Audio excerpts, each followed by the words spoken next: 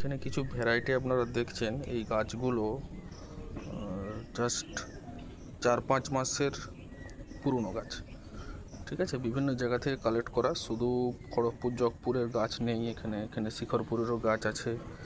এখানে আমি কিছু বারাসাত থেকেও গাছ নিয়ে এসেছি এবং সোদপুরেরও একজন ব্রিডারের কাছ থেকে গাছ নিয়ে এসেছি। এই যে গাছগুলো দেখছেন, এগুলো সবই কিন্তু হচ্ছে মানে যে এক্সিবিশনে যে যাই ভ্যারাইটিগুলো, শুধুমাত্র এক্সিবিশনে যাওয়ার জন্য এই গাছগুলো রেডি হয়েছে। কিন্তু 4-5 মাসের পুরনো গাছ।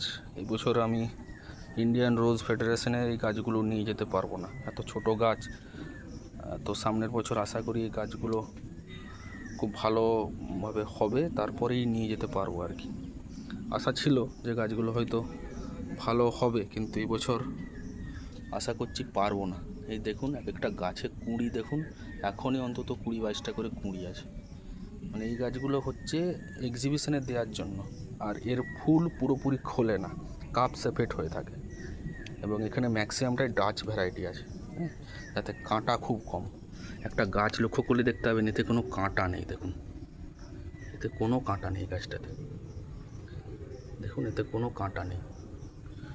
এগুলো হচ্ছে ডাচ ভ্যারাইটি।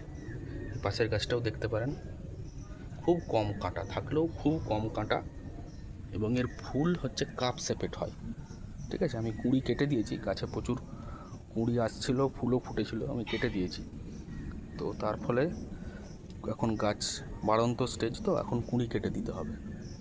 এরপরে আমরা ফুল নেবো, ঠিক আছে। এর পটিং চেঞ্জ হবে অক্টোবরে, ঠিক আছে। পারলে আমি সেগুলো আপনাদেরকে দেখাবো, পট রিপোর্ট কীভাবে করব। পট আপগ্রেডেশন হবে, রিপোর্ট না, পট আপগ্রেড হবে। এখন 8 ইঞ্চি পটে আছে, এটা যাবে 10 ইঞ্চিতে, ঠিক আছে। তো দেখাবো, এগুলো গাছগুলো রেডি চলছে।